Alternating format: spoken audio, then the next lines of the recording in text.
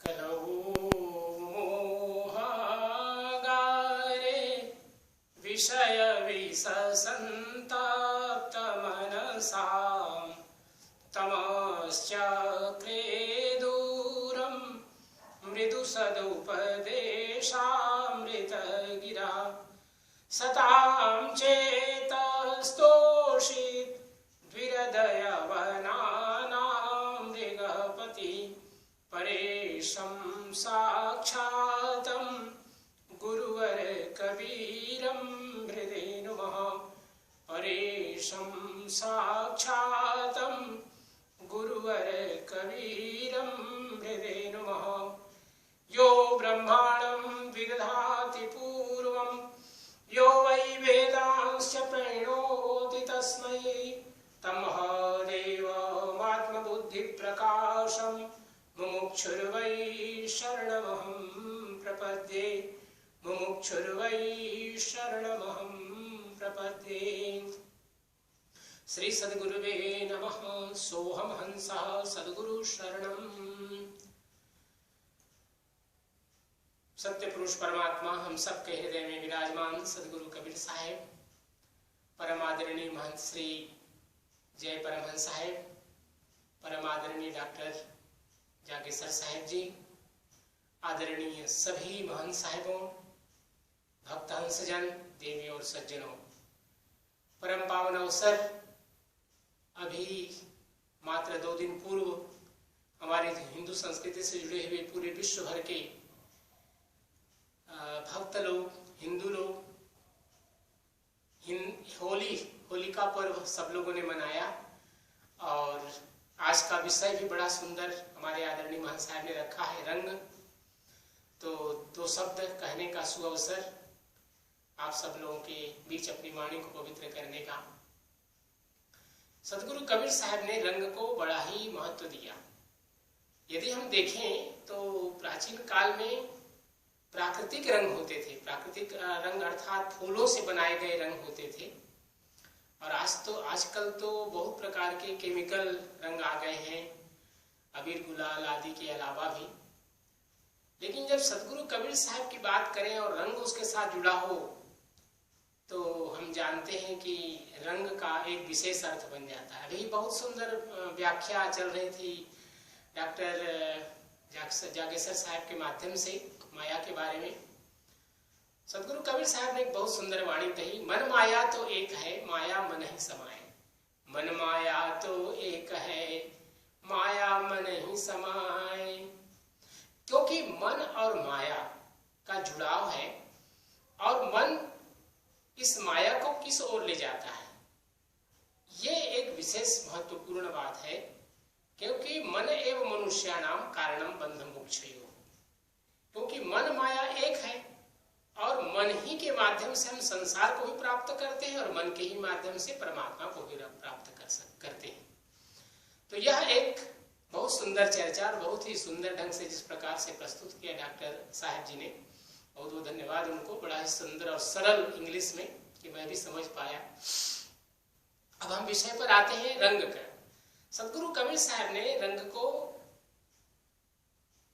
एक ऐसा माध्यम बताया जिसमें रंगने से हम संसार की ओर भी प्रविष्ट होते हैं और जिसमें अगर सदगुरु का रंग हो तो क्या कहना है, तो फिर परमात्मा की ओर ले जाने का रंग हो जाएगा। सदगुरु कबीर साहब ने एक बहुत सुंदर भजन कहा है और आप सब लोग इसको जानते हैं। कवन रंग रेजवा रंगर मेरे चुनरी, धागा 5 25 लागा, हाथ परी परमारथ दुलरी, चौकी 4 प्रेम का खूंटा, पहिरत याधन हो गई प्यूरी, पहिरी ओढ़ धन भय सतमारन, समुझ समुझ भई दिन दिन दुबरी, और कहे कबीर अजब रंग रेजवा, साधु संगत गही चरणन उगरी। रंग को जिस प्रकार से सदगुरु कबीर साहब प्रस्तुत करते हैं, आज भी भारत में या जहां कहीं भी होली खेली जाती है तो जोगिड़ा गाया जाता है। जोगिड़ा में कबीर साहब के नाम लगा करके जो सच बातें होती हैं समाज में वर्तमान में हो रही, उन चीजों को गाई जाती हैं। जोगिड़ा के नाम से। और यह जो सदगुरु कबीर साहब का भजन है, जिसमें कबीर साहब से उन्होंने स्वयं यह प्रश्न उठाया कि कवन रंग रेजवा रंगल मेरी चुनरी। चुनरी का अर्थ होता है यह हमारा जो शरीर है या हमारा मन है, कि किस रंग रेजवा। रंग रेजवा का अर्थ होता है जो रंगता है। हाँ, जो रंगता है अर्थात गुरु, सदगुरु, जिसको भी हम जो भी कह लें, सामान्य अर्थ में जो व्यक्ति जिसके हम कपड़े देते हैं रंगने के लिए, उसको रंगरेज कहा जाता है, रंगरेजवा। लेकिन सदगुरु कबीर साहब तो इसका उत्तर भी दे रहे हैं, क्या? धागा 5 25 लागा, इसमें 5 तत्व है और 25 प्रकृति है। हाथ पड़ी परमारथ दुलरी, अर्थात यह हम सब लोगों को बड़ा ही प्रेम पूर्वक परमात्मा ने यह जो चुनरी है अर्थात शरीर है, ये हमें प्राप्त हुआ परमात्मा के माध्यम से। इसमें चौकी 4 प्रेम का खूंटा, प्रेम इसमें पिलर है, और दया, क्षमा, सत्य, ज्ञान, भक्ति, ये सारी चीजें इसके चौकी 4 के अंदर में सब आ जाते हैं। पहिरत याधन हो गई प्यूरी, प्यूरी का अर्थ होता है जब इस अच्छाई, अच्छे चीजों को अर्थात अच्छे स्वभाव को जब हम धारण कर लेते हैं तो हमारा जीवन रंगीन हो जाता है। एक तो रंगीन है जो व्यक्ति बुराइयों की ओर भागता है तो भी रंगीन होता है, लेकिन बुराइयों की ओर जब भागता है तब फिर वो अपने आप को नीचे की ओर ले जाता है, अर्थात अपने जीवन के लक्ष्य से भटक जाता है। लेकिन सदगुरु कबीर साहब जब इस बात को कह रहे हैं कि चौकी 4 प्रेम का खूंटा और पहिरत याधन हो गई प्यूरी, अर्थात यह जीवन धन्य हो जाता है जब हम किसी सदगुरु के चरण में आ जाते हैं, सदगुरु की शरणागति में आ जाते हैं और हमें ये सत्य, दया, क्षमा, ज्ञान, भक्ति, वैराग्य आदि जो गुण हैं ये हमें प्राप्त हो जाते हैं तो हमारा जीवन रंग जाता है। पहिरी ओढ़ धन भय सतमार्ग, जब ये हमें गुण प्राप्त हो जाते हैं गुरु कृपा से और जब इसको धारण करते हैं तो हमारा जीवन क्या होता है? सतमार्गी हो जाता है, हम सत्य के मार्ग में चल पड़ते हैं। और समुझ समुझ भय दिन दिन दुबरी, अर्थात बार बार हम चिंतन करते हैं कि यह जो जीवन हमें मिला है वास्तव में यह जीवन कैसे प्राप्त हुआ, हमें कहां से आया यह जीवन, कैसे एक व्यक्ति जन्म लेता है, जीता है और कहां चला जाता है। ये जो प्रश्न हमारे मन में आता है, कोहम कस्तम कुत आयाता को में जननी को में ताता, संस्कृत की एक वेदांत दर्शन की बात है ये, जिसमें कहा गया है कि कोहम मैं कौन हूँ और कस्तम तुम कौन हो और कहां से आए हो, कौन माँ है और कौन पिता है, को में जननी को में ताता, कौन माँ है कौन पिता है। यह जब हम प्रश्न करते हैं अपने आप से तो दिन दिन दुबरी, अर्थात हमारा मन उतना ही सूक्ष्म होता जाता है। जो अभी संसार की ओर भाग रहा था, मन मोटी माया की ओर भाग रहा था, अब वो झीनी माया की ओर बढ़ने लगा, अर्थात परमात्मा की ओर बढ़ने लगा। कहें कबीर अजब रंगरेजवा साधु संगति गही चरणन उबरे। कोई ऐसा बिरला कोई भक्त होता है, संत होता है जिसको सदगुरु के चरण मिलते हैं, जिसको चरण मिल गया और उसने चरण को छोड़ा नहीं तो जीवन उसका धन्य हो जाता है। साधु संगति गही चरणन उबरे, कहे कबीर अजब रंगरेजवा। ये जो रंगरेज है, रंगरेज अर्थात रंगने वाला परमात्मा है, अजब है। अजब इसलिए है कि उसकी कोई तुलना नहीं की जा सकती है, कि उसके जैसा कोई और दूसरा हो नहीं सकता है। यह जो उसकी विशेषता कही गई उस परमात्मा की, क्योंकि यह काम केवल परमात्मा कर सकता है, दूसरा कोई नहीं कर सकता। साधारणतः देखिए हम लोग एक मच्छर को कितनी आसानी से मार देते हैं, हाथ कहीं पर काटने बैठा उसको हम दबा देते हैं, उसी प्रकार चींटियों को दबा देते हैं, बहुत प्रकार के जीव जंतु इस प्रकार के। लेकिन क्या हम एक चींटी बना सकते हैं? असंभव है, हमारे हाथ से नहीं बन सकता। हम एक मच्छर नहीं बना सकते। समस्त संसार की संपत्ति लगा करके भी हम एक ओरिजिनल प्राकृतिक मच्छर नहीं बना सकते, हम इसमें असमर्थ है, केवल परमात्मा इसको बना सकता है। तो सदगुरु कबीर साहब जब रंग की बात करते हैं तो रंग में दोनों बात आती है। क्या क्या बात आती है? क्योंकि हम थोड़ी चर्चा करेंगे आज होली की भी, क्योंकि सदगुरु कबीर साहब ने बहुत से भजन गाए हैं होली पर, तो एक भजन पर हम चर्चा करेंगे। लेकिन उसके पहले, क्योंकि जब महंत साहब से बात हुई आज इस विषय पर, तो उन्होंने एक बहुत अच्छा वाक्य कहा कि मन ना रंगाए रंगाए जोगी कपड़ा, अर्थात यह जो हमारा जीवन है, बहुत से हम संतों को देखते हैं कि अपने कपड़े को रंगते हैं। सामान्यतया रंग है ना, रंग को हम कहते हैं कि भाई ये तो बहुत प्रकार के रंग होते हैं। हमने अभी सफेद कपड़ा पहना, सफेद कपड़े में कोई रंग नहीं, लेकिन हम सब जानते हैं सूर्य के 7 घोड़े होते हैं और 7 रंग से सब सूर्य का जो प्रकाश है, जब उसको हम प्रिज्म से जब देखते हैं तो ये 7 रंग उसमें से टूटते हैं, तो 7 रंग दिखाई देते हैं कि 7 रंग इस सूर्य की किरणों में समाहित है, तभी श्वेत बना है। तो यह जो संसार का रंग है, संसार का रंग है, अनेक अनेक रंग हो सकते हैं और इन रंगों में हमारा जीवन चलता है। इसमें क्या है, कोई व्यक्ति, किसी व्यक्ति ने रंग महल भी आपने सुना होगा। रंग महल में क्या होता है, व्यक्ति वहां पर जाकर के आनंद करता है, संगीत सुनता है, अन्य अन्य प्रकार के मनोरंजन करता है, उसको हम रंग महल कहते हैं। लेकिन जब कोई व्यक्ति भक्ति का रंग लगा लेता है अपने जीवन में, योग का रंग लगा लेता है, ज्ञान का रंग लगा लेता है, माया का रंग लगा लेता है, मोह का रंग लगा लेता है, आसक्ति का रंग लगा लेता है, अभिमान का रंग लगा लेता है, तो ये कुछ चीजें हैं जो व्यक्ति के जीवन में स्वयं व्यक्ति उस ओर भागता है, रंगों की ओर भागता है और स्वयं अपने को लगाता है। और कुछ चीजें हैं जो उसे प्राप्त होती हैं, जैसे एक व्यक्ति सतमार्गी अगर हो गया तो निश्चय उसके साथ में उसका मोह समाप्त होगा, आसक्ति समाप्त होगी, उसके अंदर का अभिमान समाप्त होंगे, ये उसके अंदर से प्रस्फुटित होंगे, ये उसके लिए एक कमल का पुष्प जैसा बनेगा, क्योंकि वह सत्य का मार्ग बन गया है, सत्य मार्गी बन गया है, सत्य के मार्ग में चल रहा है। गुरु के चरणों को उसने पकड़ा और उसको छोड़ा नहीं, गुरु की जो आज्ञा है उसको कभी उसने अवहेलना नहीं किया, अवज्ञा नहीं किया उसका, और इसके कारण से वह सतमार्गी बना। सदगुरु कबीर साहब ने होली के माध्यम से इसको बहुत सुंदर ढंग से कहा। होली एक भजन है जो हमारे संत लोग गाते हैं। संसार रंगों से होली खेलता है, रंग, होली खेलना एक आनंद का, एक मनोरंजन का विषय है। भारत में अनेक अनेक प्रकार से रंग खेलते हैं लोग, अबीर गुलाल से, या जो गीले जो रंग बनाए जाते हैं, बहुत से फूलों के भी रंग बनाए जाते हैं, उसको भी पिचकारी में भर करके एक दूसरे को डालते हैं। तो रंग खेलने का, होली खेलने का बहुत तरीका है।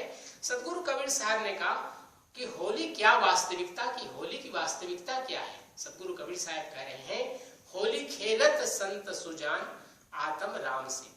अर्थात एक तो है संसार एक दूसरे मित्र से खेलता है, पति पत्नी खेलते हैं, भाई बहन या जो भी हमारे मित्र गण होते हैं उनके साथ हम होली खेलते हैं।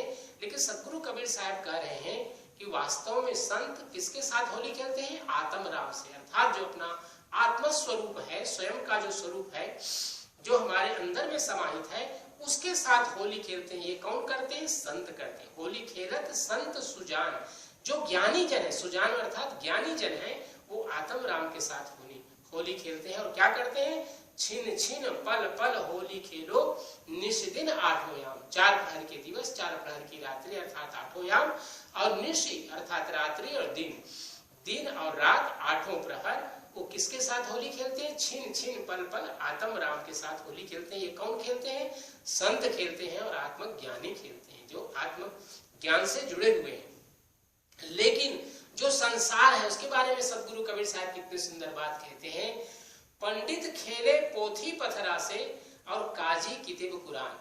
अर्थात जो हमारे पंडित वर्ग हैं, जो समाज में पूजा पाठ आदि कराते हैं, तो नाना प्रकार के अपने जो ग्रंथ हैं उनके, उसके माध्यम से कथा आदि सुनाते हैं।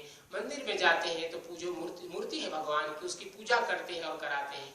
इसी प्रकार मस्जिद में जो वहाँ के मौलाना है, काजी हैं, अपने कुरान की बात करते हैं, जो उनके पास में ग्रंथ हैं अपने धर्म से संबंधित, उनके संप्रदाय से संबंधित। हम सब जानते हैं सदगुरु कबीर साहब के समय में केवल 2 ही संप्रदाय थे, हिंदू और मुस्लिम। मुस्लिम को संस्कृत में यवन कहते हैं। तो सामान्यतः मैं जब प्रवचन करता हूँ तो यवन शब्द को ज्यादा उपयोग में लेता हूँ। तो यवनों की संस्कृति में जो ग्रंथ है उनकी चर्चा उनके मौलवी और उनके काजी करते हैं। इसी प्रकार पतिव्रता पत्नी अपने पति के संग खेलती है। जो पतिव्रता होती है स्त्री, वो अपने पति के संग होली खेलती है। लेकिन जो गणिका है, कालगर्ल्स है, वे सारी दुनिया के साथ होली खेलते हैं। इसी प्रकार जो सच्चे जो पति होते हैं केवल पत्नी के साथ खेलते हैं, लेकिन जो रास्ते से भटक गए हैं वो सारी दुनिया की महिलाओं के साथ होली खेलते हैं। योगी खेले योग युक्ति से और अभिमानी अभिमान से। योगी कैसे खेलते हैं होली, योग के माध्यम से खेलते हैं और अभिमानी अभिमान के साथ खेलते हैं। कामी खेले कामिनी के संग, जो काम से जुड़ा हुआ है, जिसको माया भी चर्चा हो रही थी, जो माया के साथ जुड़ा हुआ है वो माया के साथ ही होली खेलता है। लोभी खेले दाम से, जो रात दिन पैसे, हाय पैसा के साथ लगा हुआ है लोभी व्यक्ति, वो खाली रुपया के संग उसका होली चलता है दिन रात। अति प्रचंड तेज माया बल सब जग मारा बाण से। ये जो माया का बाण है, माया की जो बाण है, तीर है, वह क्या है? अति प्रचंड है। अति प्रचंड अर्थात उससे बच पाना मुश्किल है। साधु संत लोग, योगी मुनि महर्षि भी नहीं बच सकते, तो सामान्य व्यक्ति की कहाँ भी साथ है कि इस माया के बाण से बच सकते हैं। और सदगुरु कबीर साहब अंत में कहते हैं, कोटिन माँ ही बचे कोई बिरला। कोटिन अर्थात करोड़ों, कोटिन का अर्थ मतलब 1 करोड़ नहीं, ना 10 मिलियन, बल्कि मिलियंस ऑफ मिलियंस लोगों में कोई एक ऐसा व्यक्ति बचता है जो कहे कबीर गुरु ज्ञान से, कोटिन माँ ही बचे कोई बिरला, कहे कबीर गुरु ज्ञान से। अर्थात करोड़ों व्यक्ति में कोई ऐसा एक व्यक्ति होता है जिसको गुरु का ज्ञान मिल जाए और वह सतमार्गी हो जाए, वह इस माया के जो प्रचंड तीर है उसके मार से बच पाता है। और उसके बाद फिर वो आत्म ज्ञान, आत्म राम के साथ वो होली खेलता है, रंग खेलता है, और अपने जीवन को फिर कबीर साहब, सदगुरु कबीर साहब की वो वाणी याद आती है कि लाली मेरी जात लाल की जित देखूं तित लाल, लाली मेरी लाल की जित देखूं तित लाल, मैं भी लाली देखन मैं चली, मैं भी हो गई लाल। जो माया संसार में देखता है वो एक प्रकार से माया के बंधन में बन जाता है, लेकिन जिसकी दृष्टि सर्वत्र परमात्मा की हो जाए, जित देखूं तित लाल, जिसकी दृष्टि सब तरफ परमात्मा ही परमात्मा दिखने लगे, सभी जीवों में, सभी वस्तुओं में, चाहे वो जड़ हो, चेतन हो, प्रकृति के प्रत्येक अंग में जिसको परमात्मा दिखाई देता है, उसको सर्वत्र वह परमात्मा उसको अपने ही जैसा, जैसे स्वयं है वैसे उसको दूसरा भी प्रतीत होता है। तब उसको तत्र को मोह कह सो कहा, अर्थात तब उसको मोह नहीं रहता, शोक नहीं रहता, और आत्मज्ञान से पूरित होकर के जीवित दशा में वो मुक्त हो जाता है। और ऐसा कोई बिरला व्यक्ति, सदगुरु कबीर साहब कहते हैं, आत्मज्ञानी बनकर के गुरु की शरणागति से, गुरु के आशीर्वाद से ऐसा कोई व्यक्ति होता है जिस प्रचंड माया से बच करके अपने जीवन को रंगता है। और किससे रंगता है? परमात्मा के रंग से रंगता है। और यही हम सबका लक्ष्य होना चाहिए, क्योंकि हम सब सदगुरु के भक्त हैं, सदगुरु के वाणियों को, सदगुरु के पंथ में चल रहे हैं, तो हम लोगों को माया को साथ में लेकर के, माया से भागना नहीं है किसी को, क्योंकि सदगुरु कबीर साहब ने कहा कि जो भाग गया वो तो भाग रहा है, उसका मतलब डर रहा है, डरना नहीं है। भक्ति पूर्वक उसको समझना है, ज्ञान पूर्वक उसको अपने जीवन में धारण करना है माया को, और परमात्मा की ओर बढ़ना है। यही सच्चे सदगुरु के भक्त का एक लक्षण है। तो आज के जो विषय है रंग, मैं सोचता हूँ ये जो होली का पर्व बीता है, आप सबके जीवन में रंग लाए और आपका जीवन सबका आनंदित हो। अगर मनोरंजन करना है तो सात्विक मनोरंजन करें और तामसिक मनोरंजन से बचें। अर्थात बहुत से लोग जुआ खेलते हैं, शराब पीते हैं और नाना प्रकार के व्यसन आदि होते हैं, उन रंगों से बचें, अपने जीवन को अभिमान के रंग से बचाएं और भक्ति के रंग में रंगे। हमारा जीवन धन्य हो जाएगा। आप सभी को पुनः जितने भी समय जुड़े हुए लोग हैं, सादर साहे बंदगी, साहे बंदगी, साहे बंदगी। श्री सद्गुरुदेव नमः।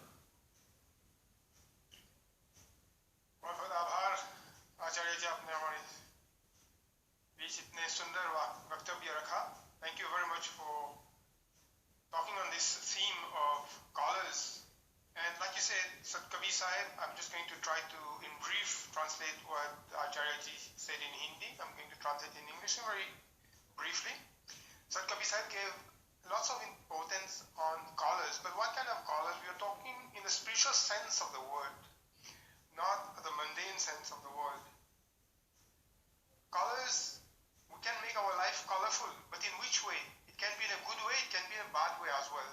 The distinction that we have to make is what is more important to us. If we are on a spiritual path, where do we allow our mind to go? Do we allow our mind to be drawn, carried away by all the worldly pleasures and enjoyment which is going to cause our downfall in this life?